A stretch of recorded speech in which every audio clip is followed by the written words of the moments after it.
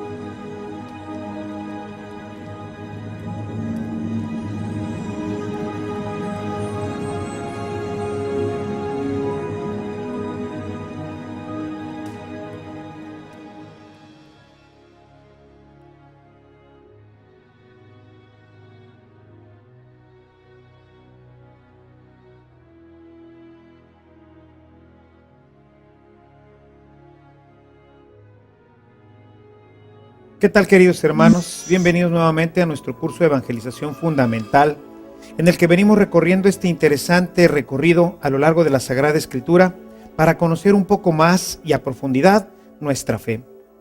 Hemos venido viendo cómo Dios desde el principio había pensado en que nosotros tuviéramos una vida, pero una vida en abundancia. Sin embargo, el hombre ha tomado diferentes caminos que lo han ido apartando y que no le permiten tener una relación profunda con el Señor. Él quiere que tengamos una vida y una vida plena, perfecta. Recordarás aquel texto que estuvimos revisando de Juan capítulo 10, en el verso 10, en donde Jesús dice: he venido para que tengan vida y la tengan en abundancia. Jesús vino precisamente a esto. Esa ha sido su función. Dios lo envió para comunicarnos esta vida, para que esta vida sea una vida y una vida en abundancia. Sin embargo, veíamos que para poder participar de esta vida es necesario que nosotros estemos unidos a Jesús, que estemos unidos a Él de la misma forma que una rama está unida a su tronco. Por eso, en nuestra reunión pasada, recordarás aquel texto que vimos de Juan capítulo 15, en donde Jesús decía: yo soy la vid, ustedes son los sarmientos. Y así como la rama sin el árbol no puede tener frutos, así también nosotros. Si nosotros no estamos perfectamente unidos, plenamente unidos a Jesús, tampoco podremos tener vida. Y para estar unidos, recordarás que es necesario comulgar. La Eucaristía, como nos lo presenta en el capítulo 6, en el verso 54 al 56, Jesús nos dice claramente: el que come mi carne y bebe mi sangre, permanece unido a mí.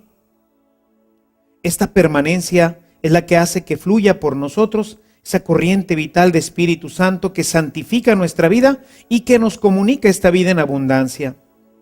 Veíamos que por eso tanta gente hoy no disfruta de esta vida. Vive todavía con vidas mediocres, con vidas llenas de insatisfacciones, que trata de llenar con todos los placeres y con todo lo que este mundo nos ofrece, y que nunca llega a tener esta experiencia plena, perfecta de Dios nuestro Señor en su corazón y por lo tanto no llega a ser plenamente feliz. Las personas que comulgan, las personas que viven en gracia, en ellos se va desarrollando continuamente esta presencia de Dios y su vida alcanza la plenitud. Veíamos también que era necesario que no solamente comulgáramos, sino que lo hiciéramos apropiadamente. Hay gente que piensa que puede acercarse a comulgar sin estar en gracia, sin estar preparado para ello. Por eso también recordarás que la semana pasada hablábamos de este tema tan importante que es vivir en gracia.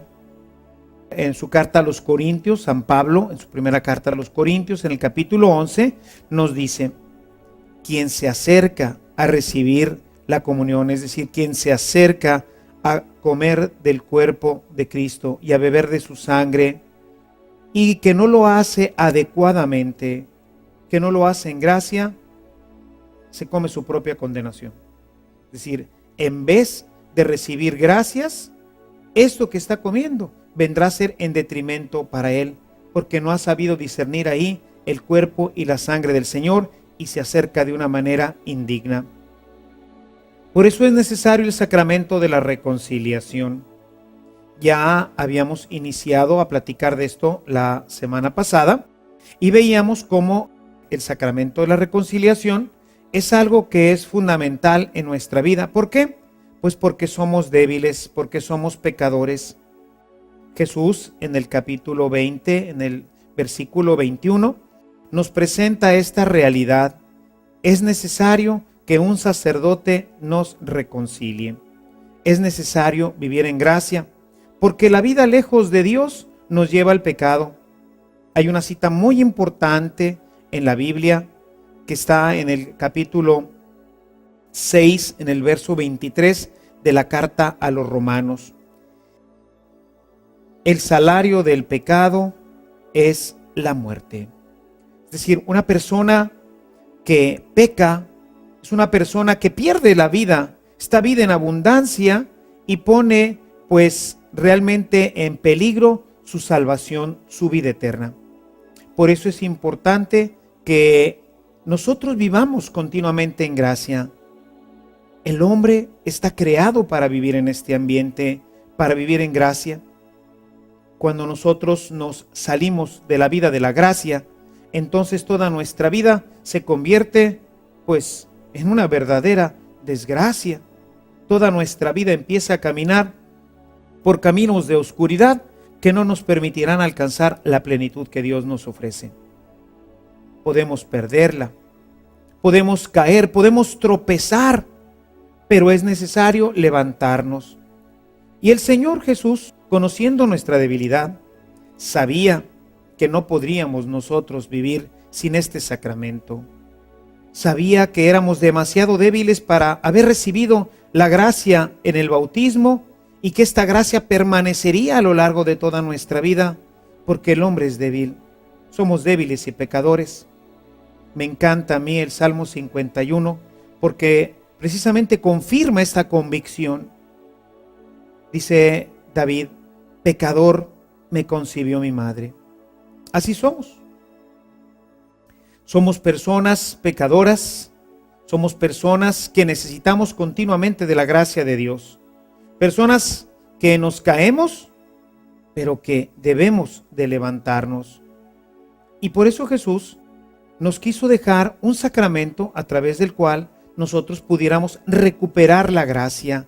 Esa gracia recibida en el bautismo la podríamos nosotros recuperar a través del sacramento de la reconciliación. Cuando nosotros pecamos, ofendemos al Señor y necesitamos regresar nuevamente a Él, regresar a la gracia. Y en el capítulo 20, en el versículo 21 del Evangelio de San Juan, como recordarás, lo vimos en nuestra última reunión, Jesús dice claramente en este texto: aquellos a los que les perdonen los pecados, yo se los perdono. Aquellos a quien se los retengan, pues les quedarán retenidos. De manera que hay una palabra clara, de parte de Cristo, en la que declara que los sacerdotes, está hablando, recordarás, estamos en el contexto de la resurrección del Señor, están los apóstoles reunidos, y les dice a ellos, a los que ustedes, está hablando con ellos, a ustedes obispos y después sus sucesores, si ustedes les perdonan los pecados, también yo se los perdono. Pero si ustedes se los retienen, pues yo también se los retengo. Y bueno, pues ya veíamos que hay gente hoy que duda que el sacerdote lo pueda hacer. ¿Qué poder tiene él? Mucha gente dice, yo no me confieso con un sacerdote, yo no tengo que ir a platicarle mis pecados a un sacerdote que es alguien como yo. Y pues esto pasaba en el tiempo de Jesús. En el Evangelio de San Lucas vamos a encontrar una cita en donde es muy clara esta situación. Si nos quieres acompañar en tu Biblia, en el capítulo 5 de Lucas, en el verso 20, nos dice lo siguiente. Viendo la fe que tenía, Jesús les dijo, hombre, tus pecados te quedan perdonados. Los maestros de la ley y los fariseos empezaron a pensar, ¿quién es este que dice blasfemias? ¿Quién puede perdonar los pecados sino solo Dios? Pero Jesús, dándose cuenta de lo que pensaban, les dijo, ¿qué es lo que están pensando? ¿Qué es más fácil decir, tus pecados quedan perdonados, o decir, levántate y camina? Pues ahora sabrán que el Hijo del Hombre tiene en la tierra poder para perdonar los pecados. Entonces se dirigió al paralítico y le dijo, levántate, toma tu camilla y vete a tu casa. Él se levantó inmediatamente en presencia de todos, tomó la camilla en que lo llevaban y se fue a su casa alabando a Dios. Y todos quedaron maravillados. Este texto nos ayuda a entender cómo Dios comunica este poder. Es importante el texto de Juan capítulo 20, si gustas, quisiera que fueras a tu Biblia, porque es importante el envío. Es importante cómo los apóstoles reciben este poder y es importante lo que nos dice Jesús. Capítulo 20, estamos en la resurrección de Cristo. Jesús se presenta a ellos, me voy a saltar algunos versitos y me voy a ir directamente al verso 20. Y les mostró las manos y el costado. Los discípulos se llenaron de alegría al ver al Señor. Jesús les dijo de nuevo, la paz esté con ustedes. Y añadió, como el Padre me ha enviado, yo también los envío a ustedes. Reciban el Espíritu Santo. A quienes les perdonen los pecados, Dios se los perdonará, y a quienes se los retengan, Dios se los retendrá.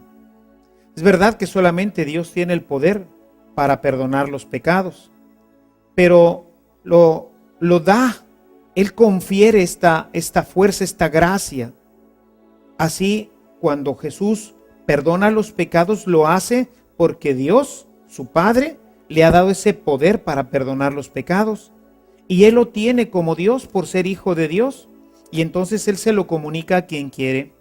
Y Él quiso comunicarle este poder a los sacerdotes, para que ellos tuvieran el poder de perdonar los pecados aquí en la tierra. Por eso cuando nosotros vamos al sacramento de la reconciliación y escuchamos del sacerdote las palabras, yo te absuelvo en el nombre del Padre, del Hijo y del Espíritu Santo, en ese momento se está dando una verdadera absolución, un verdadero perdón de nuestros pecados. Y esto era necesario que aquí en la tierra hubiera hombres que fueran capaces de realizar esta acción, la misma que hizo Cristo, para que la obra de Cristo pudiera continuar. Porque somos pecadores, somos hombres necesitados de la gracia de Dios, somos hombres débiles, vendidos al pecado, hacemos lo que no queremos. Aún la gente buena, aún la gente que va a misa, aún la gente que se esmera, somos pecadores. Hay un texto muy importante en la carta a los Romanos, del capítulo 7. Si gustas abrir tu Biblia, en Romanos 7. A partir del 21 podríamos empezar desde el 14, porque ahí es en donde nos habla San Pablo de la fuerza del pecado. Sin embargo, me voy a ir al versículo 20, que es importante. Dice: si hago el mal que no quiero, no soy yo quien lo hace, sino la fuerza del pecado que actúa en mí. Hay una fuerza interior dentro de nosotros que nos empuja a hacer lo que no queremos. Es la fuerza del pecado que está en nosotros, que continuamente hace que nuestras acciones, que deberían de ser buenas, que deberían de ser para agradar a Dios, para servir a nuestros hermanos, pues en vez de eso, pues se quede uno con el deseo, pero que no lo pueda realizar. Por eso es importante tener quien nos reconcilie. El sacerdote nos ayuda a reconciliarnos, porque tú como yo somos débiles y vamos a caer quizás más de las veces que quisiéramos. Todos quisiéramos agradar a Dios, todos quisiéramos servirle, todos quisiéramos ser parte de este mundo de amor que Él propone para la humanidad. Pero sin embargo, estas palabras son tremendamente fuertes e importantes en San Pablo. Hago el mal que no quiero, y lo que quisiera hacer no me sale. Hay una fuerza dentro de mí que me empuja, y es la fuerza del pecado. Y esta fuerza entró a través de nuestras desobediencias. Ya en el Génesis encontramos cómo nuestros primeros padres, en el capítulo 3, desobedecen al Señor y hacen lo que ellos quieren en lugar de hacer lo que Dios quiere. Te invitaría a leer todo el capítulo 3 del Génesis para que veas cómo se va desarrollando en nosotros este abandono de Dios.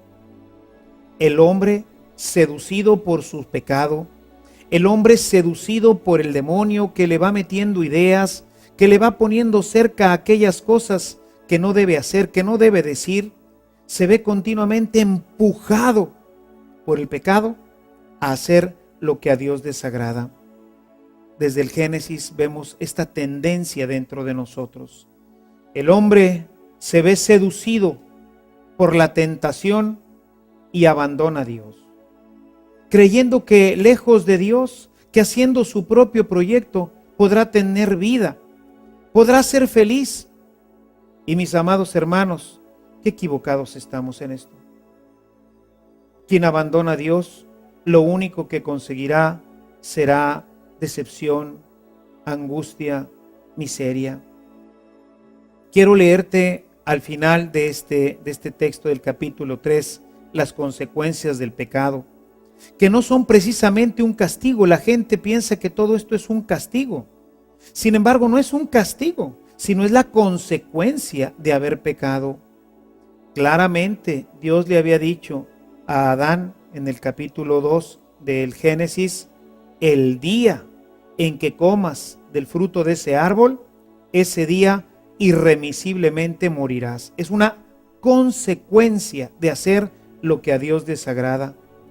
Cuando hacemos lo que a Dios desagrada, nos metimos ya por el camino de la oscuridad y toda nuestra vida poco a poco, paso a paso, se irá destruyendo. Al final vemos las consecuencias. Dice en el versículo 17 de este capítulo 3, a la mujer le dijo: multiplicaré los dolores de tu embarazo, darás a luz a tus hijos con dolor, desearás a tu marido y él te dominará. Al hombre le dijo: por haber hecho caso a tu mujer y haber comido del árbol prohibido, maldita será la tierra por tu culpa. Con fatiga comerás sus frutos todos los días de la vida. Ella te dará espinas y cardos, y comerás la hierba de los campos. Con el sudor de tu frente comerás el pan hasta que vuelvas a la tierra de la que fuiste formado, porque eres polvo y al polvo volverás. Si te fijas, solamente le explicita las consecuencias que él ya había vivido, porque se había ido a esconder. Tenía ahora vergüenza de Dios, tenía vergüenza de estar desnudo delante de él y delante de su esposa, ante quienes antes del pecado él no sentía absolutamente ninguna vergüenza. El pecado automáticamente destruye toda nuestra vida, nos postra en la miseria. Pero Dios no quiere que el sacrificio redentor de su Hijo se quede frustrado por nuestras debilidades y por nuestras miserias, sino que ha instituido a través de Jesucristo el sacramento del perdón.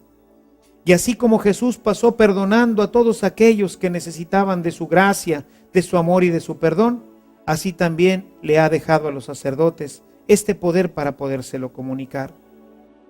Necesitamos entonces ser conscientes de esta situación que destruye toda nuestra vida.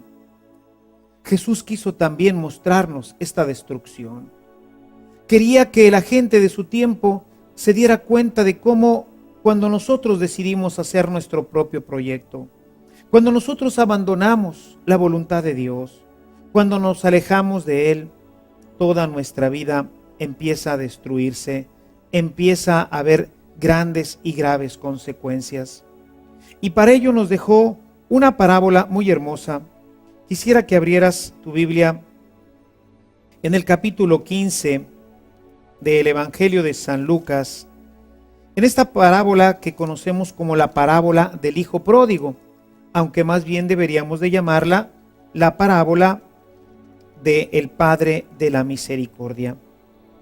En este texto vamos a encontrar cómo un Padre amoroso no lleva cuentas del mal, sino que al contrario, está continuamente anhelando que su hijo regrese a casa.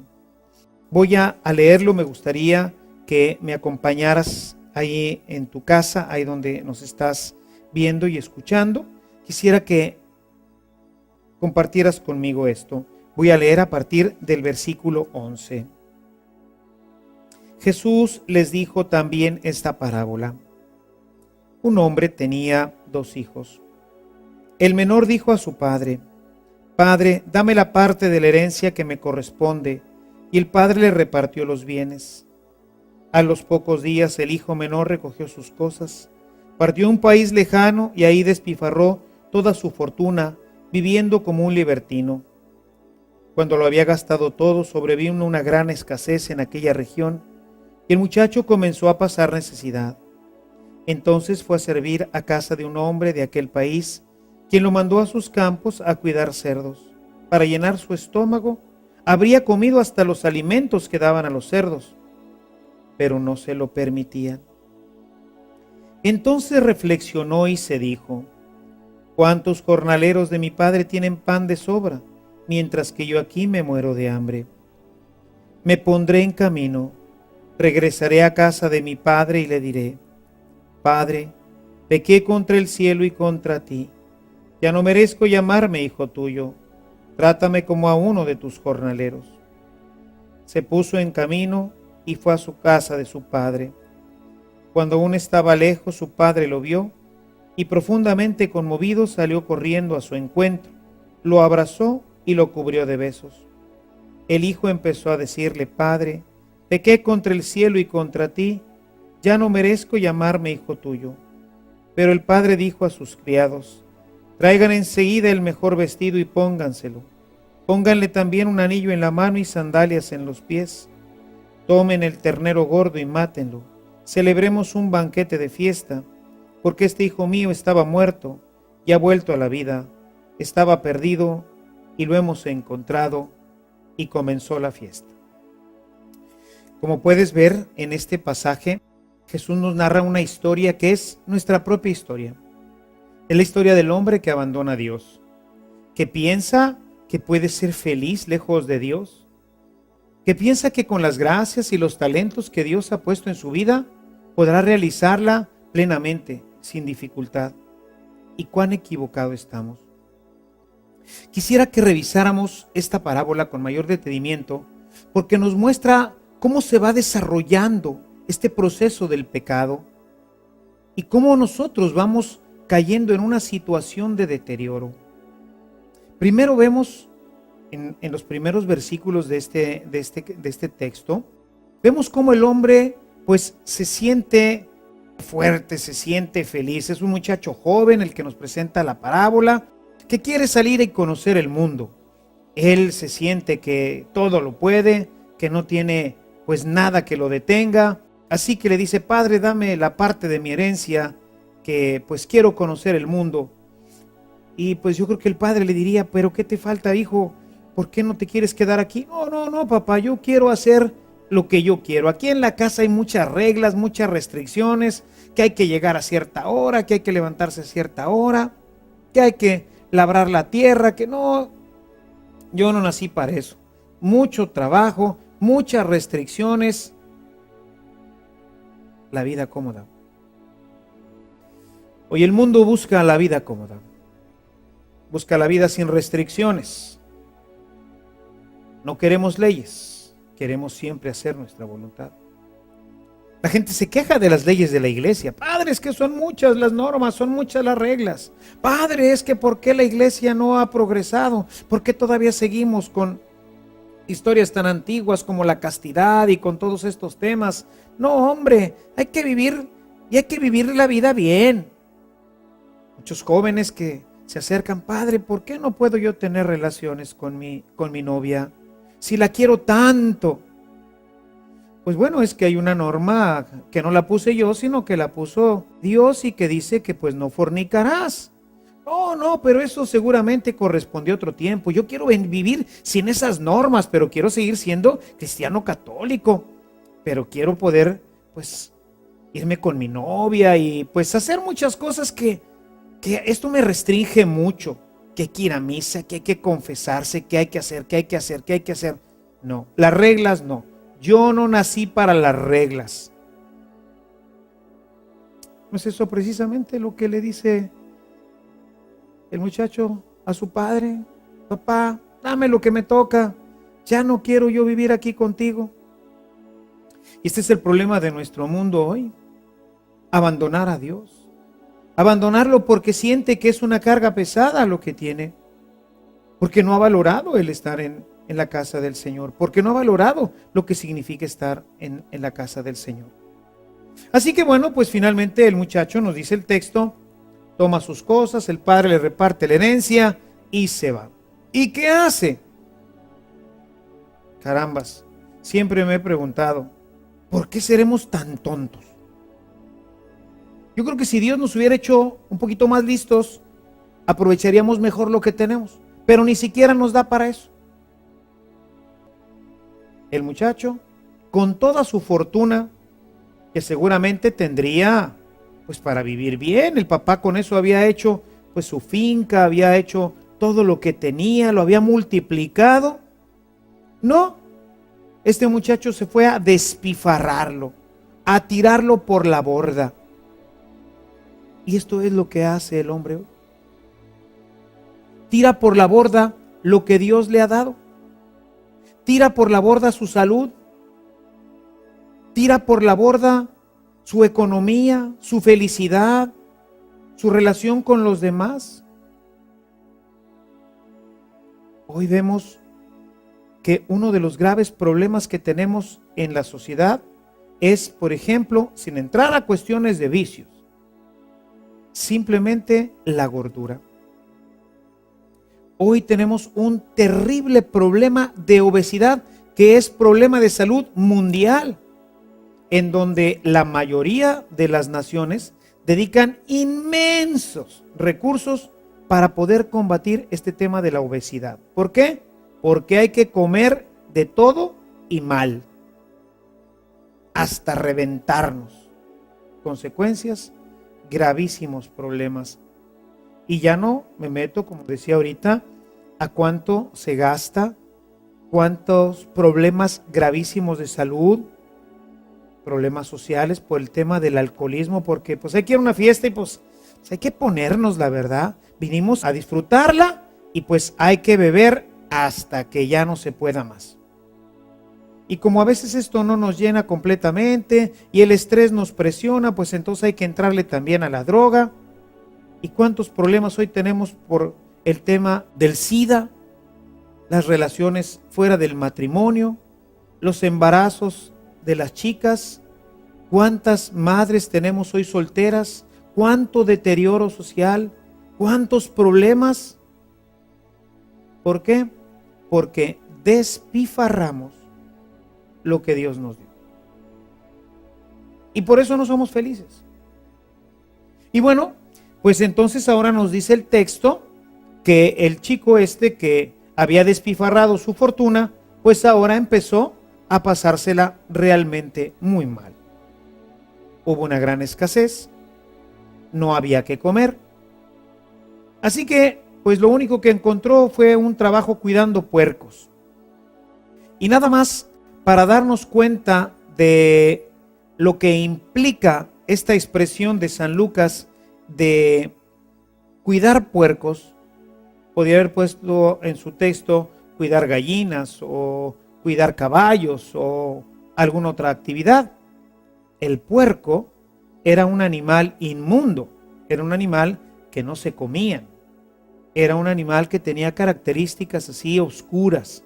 Generalmente, pues como hoy sabemos, estos animales pues andan generalmente en el lodo, son animales que pues no son limpios. Entonces era un animal que siempre pues podía contaminar al pueblo con alguna enfermedad. Entonces ellos en la ley de Moisés lo tenían considerado como un animal inmundo. Bueno, pues va a cuidar los animales inmundos.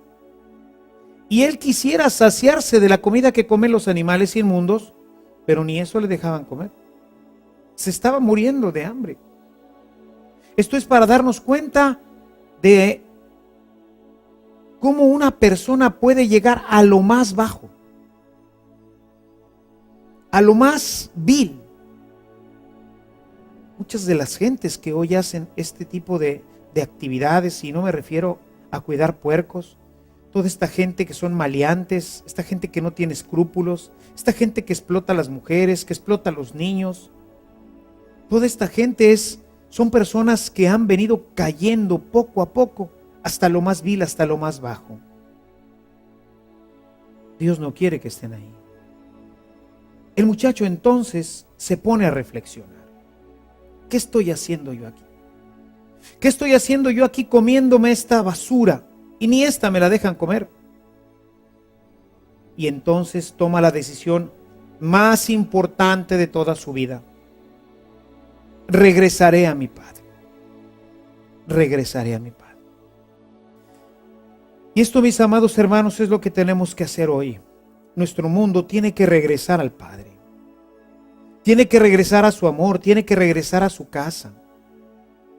Es hermosísima la experiencia del muchacho cuando dice, ¿qué estoy haciendo yo aquí? Cuando en casa de mi padre hasta los sirvientes, ya no el hijo, hasta los sirvientes tienen pan de sobra para comer y yo aquí me muero de hambre. Y tú y yo, hermanos, somos hijos, no somos siervos, somos hijos. Y si los siervos tienen pan de sobra, si los siervos tienen gracias y tienen bendiciones, todos aquellos que no son bautizados, todos aquellos que no han adquirido completamente la filiación divina, todos ellos reciben continuamente gracias, los musulmanes, los budistas, toda esta gente que no pertenece a nuestra familia, a la familia cristiana, todos ellos reciben cantidad de gracias. Y nosotros sumergidos en el pecado, comiendo la miseria y la basura del mundo, mendigando amor por todas partes, cuando en la casa de nuestro Padre tenemos amor y gracias en abundancia para todos nosotros. Por eso el muchacho, convencido de que no valía la pena seguir ahí, que se tiene que tragar su vergüenza, dice, regresaré a casa de mi padre y le diré, Padre, perdóname, me equivoqué. Decir perdóname es una palabra que a veces nos cuesta trabajo. Perdóname. Porque es reconocer que hemos equivocado el camino. Y por eso mucha gente no quiere confesarse, no quiere ir al sacramento de la reconciliación, porque no quiere aceptar que se ha equivocado. No quiere aceptar, o quizás todavía no se ha dado cuenta de que esté equivocado. Y todavía cree que comiendo esa basura del mundo, que viviendo en esa miseria que ellos creen que es lo máximo, que ahí van a ser felices, pero viven engañados. El demonio ha entenebrecido su mente y su corazón y los ha hecho creer que en ese chiquero, en ese montón de basura en donde ellos viven, ahí se encuentra la felicidad. Pero cuando la gracia de Dios entra al corazón, como en el corazón de este muchacho, él reflexiona y dice: no vale la pena, le pediré perdón. A lo mejor no me quiere aceptar en su casa, fue muy grande la ofensa, pero le diré: Padre, acéptame en tu casa, aunque sea como uno de tus jornaleros, vengo a pedirte trabajo, no como tu hijo. Déjame estar aquí cerca de ti como un jornalero. Y emprende el camino de regreso a casa, camino que le hará reflexionar, que le hará madurar, que le hará anhelar cada día con mayor fuerza en su corazón el deseo de estar junto a su Padre. Camino que será difícil porque el camino de ida lo hizo en su caballo, lo hizo como una persona rica, pudiente, y ahora regresa como un miserable. Habrá tenido quizás que ir pidiendo limosna en los diferentes pueblos hasta llegar a la casa de su padre. Pero había tomado una decisión: regresaré con él. Y eso es lo que tú, mi querido hermano, debes también hacer: regresar a él. Quizás como lo fue para él, pues tampoco sea fácil para ti. Puede ser un camino difícil. Sin embargo, el Señor está siempre esperándonos. Y es bien hermoso cómo continúa el texto, porque nos dice que apenas se aproximaba el joven a la casa, vio al padre. El padre que había salido quizás como todos los días a ver el camino por donde su hijo se había ido.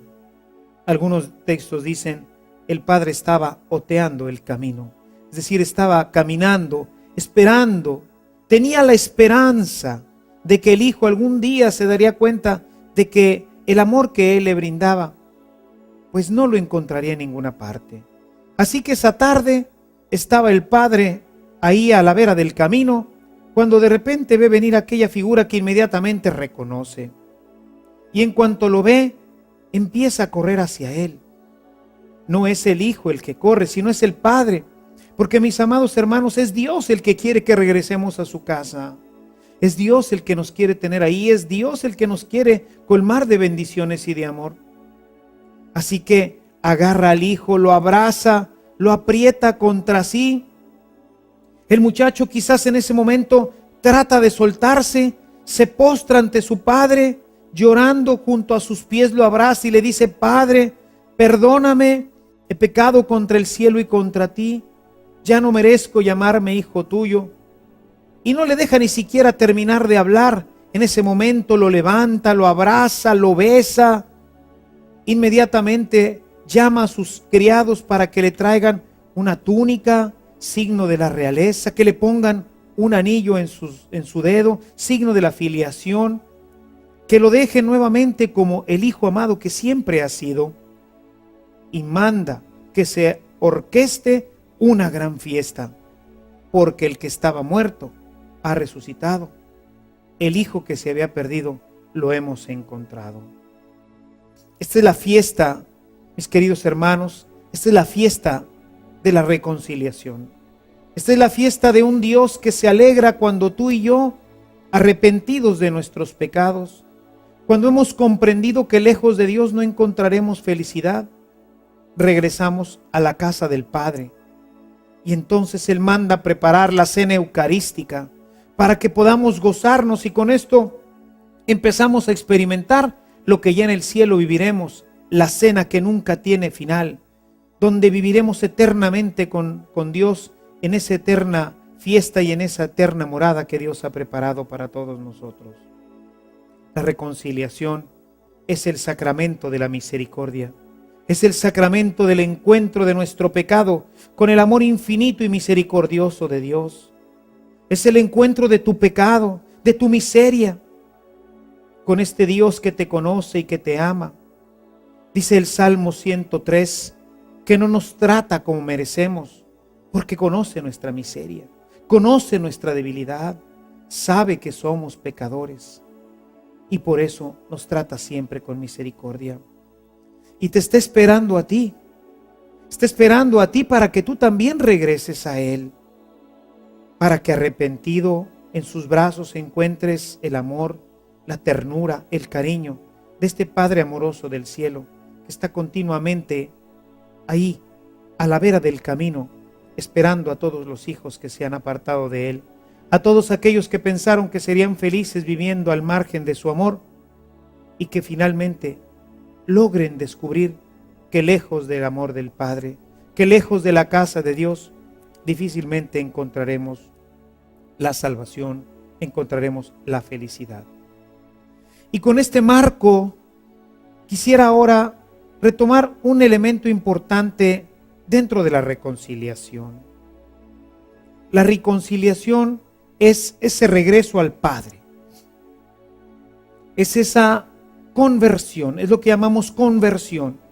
Es ir hacia un lado, es haber tomado una dirección y después hacer el camino inverso, regresar. Los judíos usaban una palabra especial cuando invitaban a la conversión los profetas. La palabra hebrea que usaban era shub. Shub significa regresa. Es la invitación a regresar al Padre. Es la invitación a volver a tomar en serio los mandamientos de Dios. Es volvernos a acercar al amor misericordioso de nuestro amado Señor. Shub, gritaban los profetas, arrepiéntanse, regresen nuevamente a Dios nuestro Señor.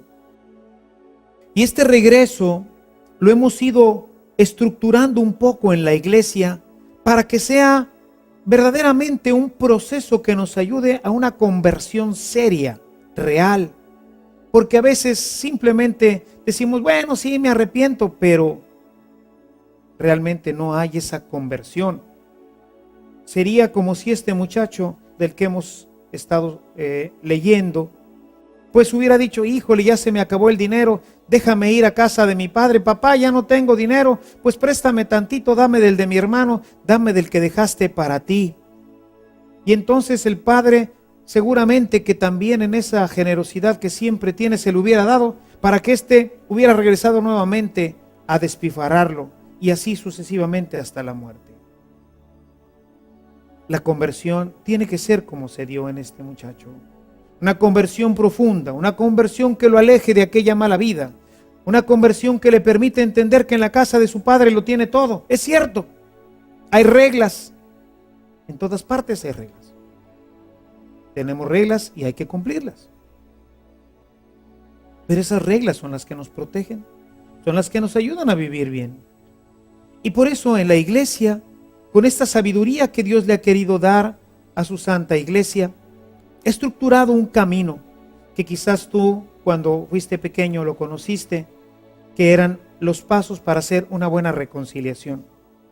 Y estos pasos los encontramos claramente enumerados en este pasaje que acabamos de escuchar. Si tú te fijas en el versículo 17 de este capítulo 15, vas a ver cómo el muchacho en este versículo entra en sí mismo.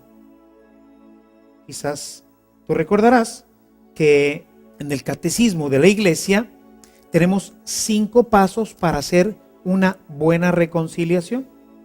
El primero de ellos es pues el examen de conciencia, es decir, entrar profundamente dentro de nosotros y descubrir este pecado que nos empuja, que destruye nuestra vida. Tantas veces, hermanos, que vamos simplemente, hay que confesarse si vamos allá con el Padre y llegamos con Él y dígame sus pecados. No me acuerdo. Pues sí. ¿Esto qué me indica? Esto me indica que no has pensado, que no has hecho un análisis de tu vida, no has encontrado las áreas en donde el pecado está destruyéndote. Hay que hacer un buen examen de conciencia, y sobre todo cuando tenemos mucho tiempo sin haber participado del sacramento, necesitamos hacerlo, yo les digo siempre, con una guía. Hay muchas guías. Aquí en la página puedes encontrar, en nuestra página de evangelización, puedes encontrar una guía muy perfecta, muy clara, sencilla, con la cual puedes hacer tu examen de conciencia para que, sacando toda la basura, podamos nosotros presentarnos nuevamente ante Dios nuestro Señor. Así como el muchacho, dejando atrás la basura, dejando atrás la comida de los cerdos, dejando atrás la vida de los cerdos, dejando atrás la vida que le quitó la felicidad, pueda nuevamente experimentar la alegría de nuestro Señor. En el versículo 18 vamos a encontrar el arrepentimiento. El muchacho se duele, se arrepiente profundamente de haber dejado a su padre. Necesitamos, para que haya una verdadera conversión, que haya un dolor. Y esto necesitamos pedírselo a Dios. Solamente Él puede hacernos ver lo que significa el pecado. Mientras no entendemos lo que es el pecado, es difícil que nosotros podamos entender qué es lo que sucede cuando nosotros pecamos. Cuando pecamos, entendemos que toda nuestra vida se desmorona y lloramos nuestros pecados. Lloramos el haber abandonado al Señor, el haber dejado la casa del Padre, porque entonces y solo entonces comprendemos lo que hemos perdido y el lugar en el que estamos. Solamente cuando Dios nos revela esto, podemos nosotros entender que lejos de Dios nuestra vida estaba condenada y que habíamos perdido las gracias del cielo. El muchacho lo comprende. Y una vez que lo comprende, en el versículo 20, no solamente se queda lamentándose, chihuahua, pues sí, la verdad que he sido un mal muchacho, pero como tanta gente que se da cuenta que ha pecado y que permanece ahí por flojera, por negligencia, por pena, por temor al sacerdote, que me va a decir, seguramente me va a regañar, me va a estrujar. Hermanos, los sacerdotes buscamos ser esta imagen amorosa del Padre. Ciertamente que no tenemos nada que ver con Él, porque pues somos hombres y es verdad que a veces estamos cansados o tuvimos un mal día, como todos lo podemos tener, y ese día se acerca un hermano a reconciliarse y ay, Dios mío, Dios nos perdone a los sacerdotes que a veces no estamos de humor en ese momento y pues decimos alguna cosa inconveniente o estamos impacientes, tantas cosas. Pero esta no es la realidad. La realidad es que el sacramento de la reconciliación es el encuentro con el Padre amoroso. Ese Padre que te dice finalmente, vete en paz, tus pecados te son perdonados. Necesitamos este propósito de cambio. Necesitamos decidirnos. No tengamos miedo. Reemprendamos el camino a la casa de Dios. Es un camino maravilloso, es un camino gozoso, es un camino lleno de amor, es un camino lleno de paz, de alegría. Necesitamos regresar a Él. El muchacho se decide. Le da vergüenza, le da pena. He pecado contra el cielo y contra ti. Pero no importa, regresaré. Esta decisión tenemos también que tomarla todos nosotros. Regresar al Padre.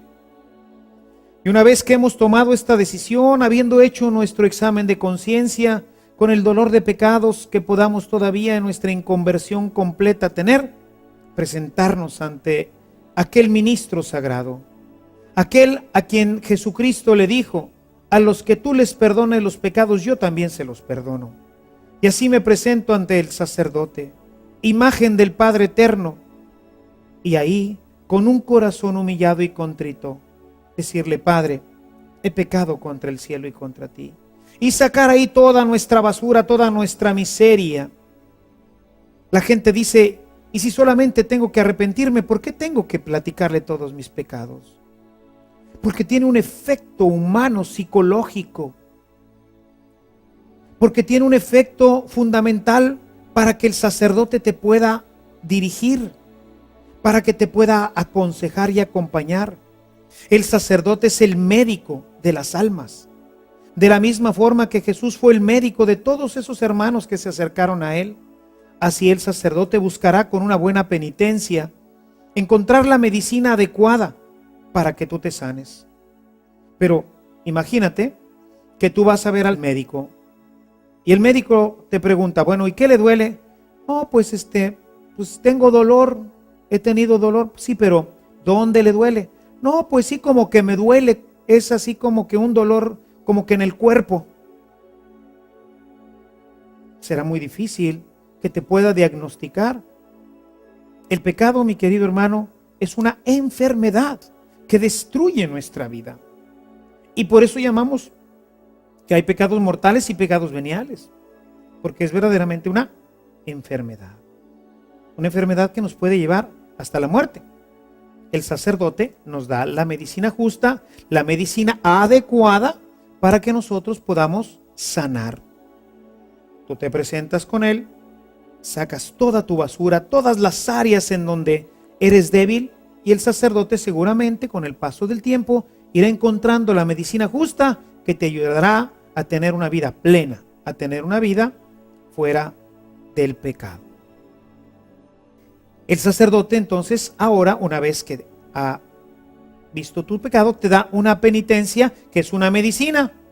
Y bueno, pues hay que tomársela, hay que tomarse la medicina. Hay gente que de repente dice: pues no cumplí mi penitencia. Imagínate que fuiste al doctor, te dijo que te tomaras un tónico, pero no que te lo quisiste tomar porque sabía muy feo. Pues sigues enfermo. Hay algunas penitencias difíciles, porque hay pecados muy graves, muy enquistados en el alma, que necesitan penitencias duras y fuertes. Por eso necesitamos buscar un buen sacerdote. Un sacerdote justo, estricto, que te ayude como un buen médico lo hace. Un buen médico no te da por su lado y no te dice: bueno, sí, pues sí estás con un cancercillo ahí, pero está chavito, está chiquito el cáncer, no te preocupes, te vas a curar. No. Te dice: señor, usted tiene cáncer, es una enfermedad grave, pero tiene solución. Va a tener que someterse a todas estas radiaciones y a todos estos procedimientos. Oiga, ¿y me va a doler? Pues sí, se le va a caer el pelo y bueno, muchas cosas. Pero finalmente vas a sanar. Cuando nosotros realizamos esta obra completa como lo hace el muchacho, nuestra vida se encamina a la vida de la gracia, se encamina a la vida de la plenitud. Y entonces, recuperada la gracia, me puedo empezar a acercar continuamente, frecuentemente, al sacramento de la Eucaristía para tener vida y para tenerla en abundancia. Quisiera, antes de terminar nuestra reunión, hablar brevemente sobre los pecados.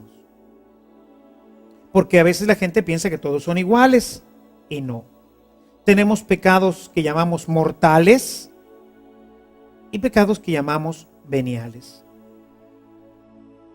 Para que se dé un pecado mortal, tiene que haber pleno conocimiento. Es decir, que tú sepas, estés consciente, pleno consentimiento, o sea, que tú digas: sí sé que está mal y como quiera lo voy a hacer, y que haya materia grave. Que esto de la materia grave pues tiene sus dificultades, porque pues para uno puede no ser grave una cosa. Eso dependerá de cómo están formadas nuestras conciencias. Yo por eso generalmente les digo: basta con que se cumplan estas dos: pleno conocimiento y pleno consentimiento, independientemente de la materia. Si tú sabías que era mal y como quiera lo hiciste, tú pecaste. Porque tendríamos, por ejemplo, un niño. ¿Qué sería la materia grave para un niño? Pues para un niño sería materia grave decirle a su mamá mentiras.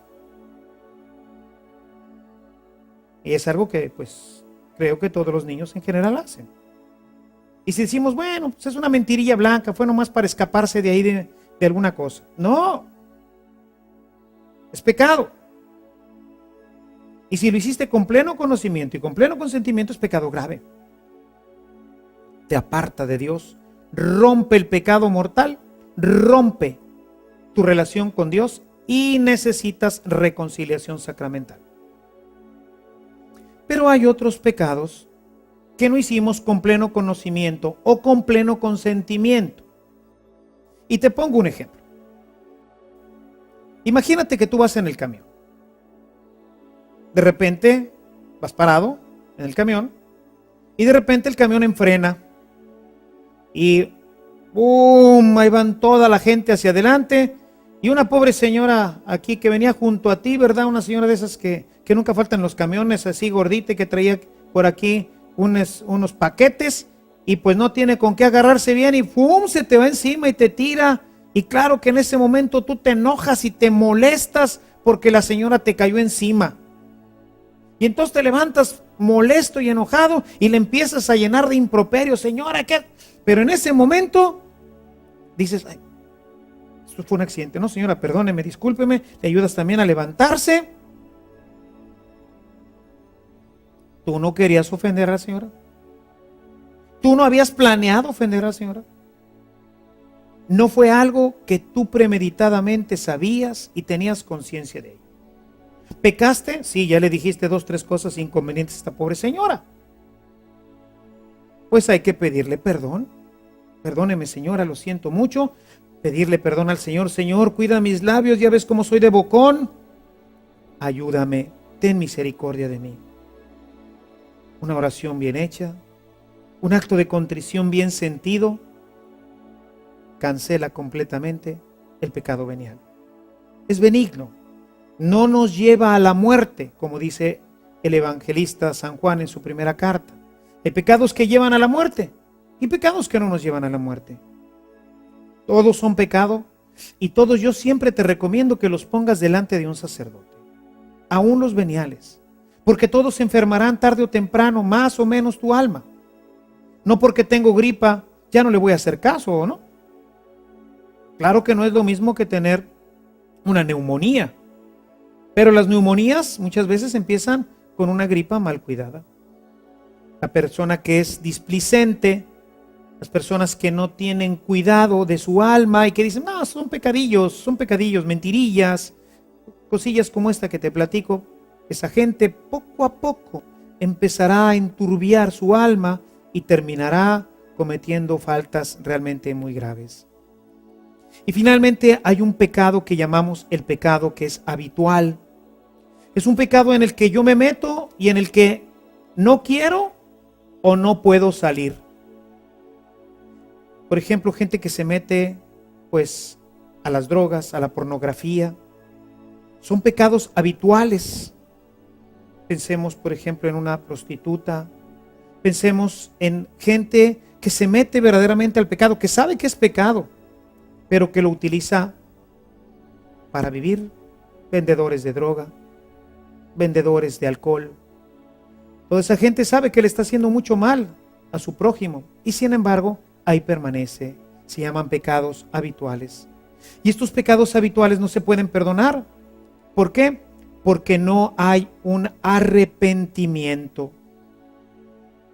Si yo soy una mujer prostituta, pues no puedo irme a confesar para en la tarde, llego a misa, comulgo y en la noche me vuelvo a meter a trabajar en esta profesión. No lo puedo hacer. Se llama un pecado habitual y hasta que no haya un proceso realmente de conversión, el pecado queda sin perdonarse, porque no hay arrepentimiento. Otro de los elementos, otro de los casos, es cuando una persona que ya estuvo casada anteriormente, se casa con otra persona. O cuando dos personas simplemente se ponen a vivir juntas como marido y mujer. sabemos que el Señor pues nos dejó un sacramento para esta unión. Y si no lo tienen, estas personas estarían viviendo en adulterio. Y pues no me puedo yo arrepentir de vivir con esta persona, pues porque muchas veces ya es la madre de mis hijos, pues porque ya no tengo pues hacia dónde irme. Eso se llaman pecados habituales. Y estos pecados necesitas tratarlos con un sacerdote y ver la forma de caminar junto con él para poder ir saliendo poco a poco del pecado hasta que logremos ponernos en la gracia. Las personas que viven en una situación irregular, la iglesia tiene también caminos para ayudarles a llegar nuevamente a la gracia. Aquí, si tú que me estás viendo estás en alguna de estas situaciones, te invito a que busques al sacerdote de tu comunidad. Seguramente él, si tú eres honesto, si tú te abres completamente, si tú estás buscando regresar a la vida de la gracia, si tú quieres tener vida y tenerla en abundancia, el sacerdote te ayudará a poderla tener, a regresar a ella. Y bien, pues de esta manera, mis amados hermanos, terminamos nuestra reunión en esta ocasión. Ojalá y todo esto nos ayude a entender un poquito más este tema de la reconciliación que Dios ha querido que nosotros podamos vivir para que podamos tener vida y la tengamos en abundancia. Que el Señor te bendiga, que la Virgen te acompañe y nos vemos en nuestra próxima reunión.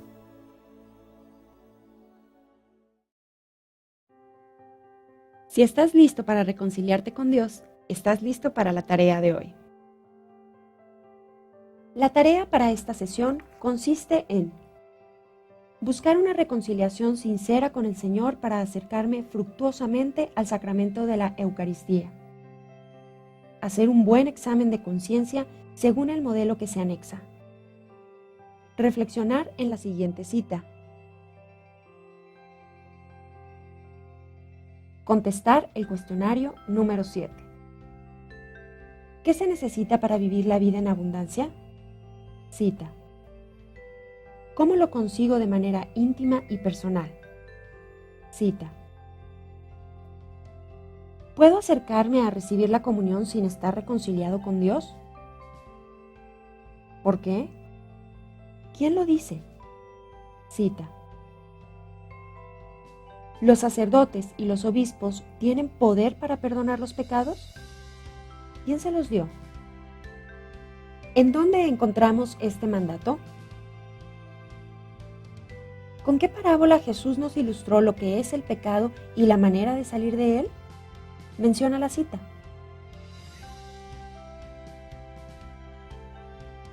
¿Cuáles son los pasos para una buena reconciliación? ¿Cuándo fue la última vez que me reconcilié con Dios de manera sacramental? ¿No se te hace que ya ha pasado mucho tiempo? ¿Qué piensas hacer?